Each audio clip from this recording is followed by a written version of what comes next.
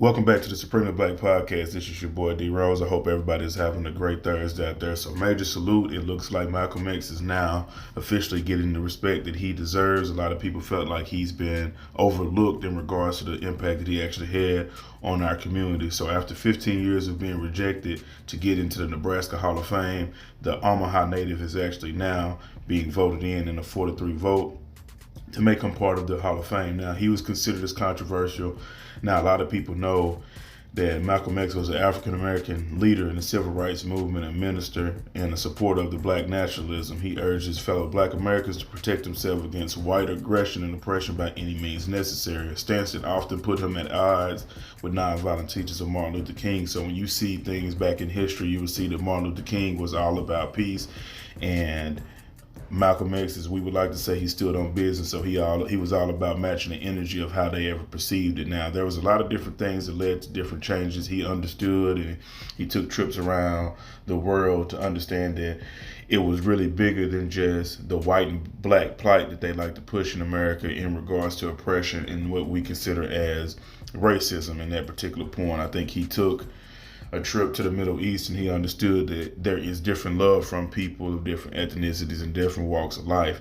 But to get to the point is, a lot of people felt that he and his teachings were overlooked because the American dream that Martin Luther King pushed is what a lot of people feel as if they put us back into bondage because we are wanting to be accepted within the system instead of just really pioneering and pushing our way.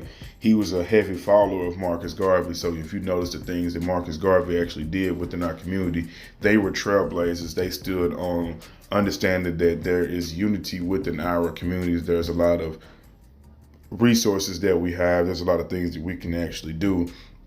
But then it's also to the point to where the differences were that Martin Luther King pushed for inclusion and Malcolm X pushed for respect and unity within our communities. And it was unfortunate that he was actually killed by his own people. There's been movies, there's been documentaries. A lot of people feel like it was a hit that came from different sources. A lot of people said that it was his brothers in Islam that did it. Now, it was a lot of different things that went on because, he didn't see eye to eye with Elijah Muhammad.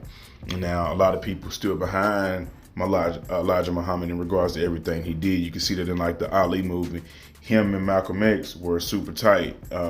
His charisma is what led for him to be who he was. Malcolm X was just a unique individual, red as they called him, right? Not saying that he was perfect, but a lot of people feel like he should have gotten his respect earlier, and it shouldn't have been any push, especially from, you think about, this is Nebraska's first black Hall of Fame meet, but there's not a Malcolm X Day, there's a Martin Luther King Day.